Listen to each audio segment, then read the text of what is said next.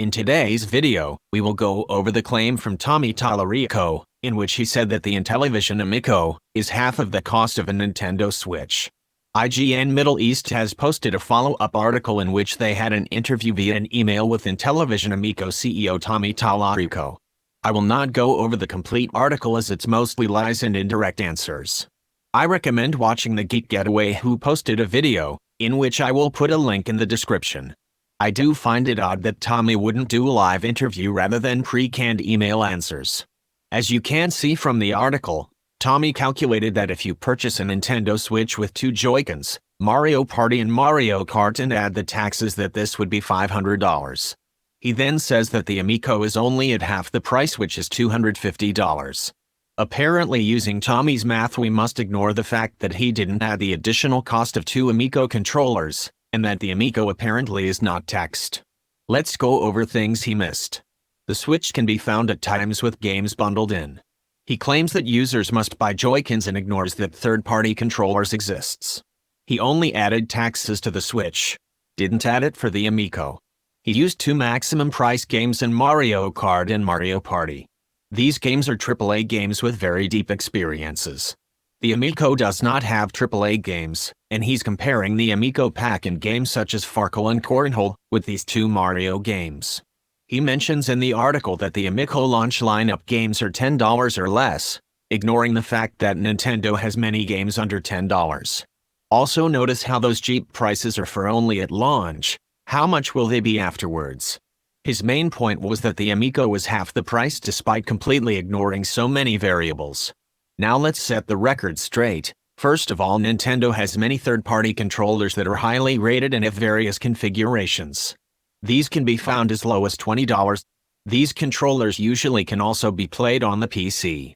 In the real world, you can buy a Nintendo Switch with 2 additional controllers, 2 couch co-op games that can be enjoyed by anyone at any age. Examples being Snipperclips and Overcooked, which both can be bought for $5 to $10 each. The Switch is readily available, and can be found in almost any city at any of the bigger retail stores. This final price pre-tax is $360.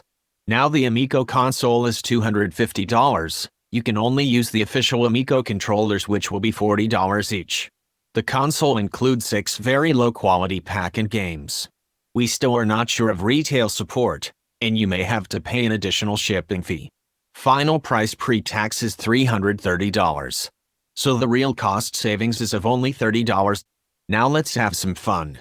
Nintendo has a fantastic title called Clubhouse Games. It contains 51 games, in which several of these games are superior versions of future Intellivision Amico games. As you can see, Battle Tanks is much nicer looking and can be played in 3D or overhead. It has a slot car racing game similar to Hot Wheels. Billiards is included. They even have Yahtzee, which is far more popular than Farkle. The pack comes with many more card games and other mini games of high quality.